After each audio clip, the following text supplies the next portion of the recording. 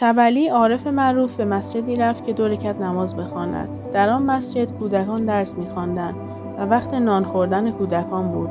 2 کودک نزدیک شبلی نشسته بودند. یکی پسر ثروتمندی بود و دیگری پسر فقیری. در زنبیل پسر ثروتمند پاره حلوا بود و در زنبیل پسر فقیر نان خشک. پسر فقیر از او حلوا می‌خواست. آن کودک می‌گفت: اگر می‌خوای به تو پاره حلوا دهم، مثل سگ باش و پارس کن. آن بیچاره پارس کرد و پسر ثروتمند پاره حلوا به او داد. بار دیگر پارس می‌کرد و پاره دیگر می‌گرفت. همچنین پارس می‌کرد و حلوا می‌گرفت. شبلی در آن می‌نگریست و می‌نگریست. کسی از او پرسید: ای شیخ، تو را چه رسیده است که گریان شده‌ای؟ شبلی گفت: نگاه کنید که طمع‌کاری به مردم چه رساند. اگر آن کودک بدان نان تهی قناعت می‌کرد و طمع از حلوای او برمی‌داشت، سگ همچون خویشتنی نمی‌شد.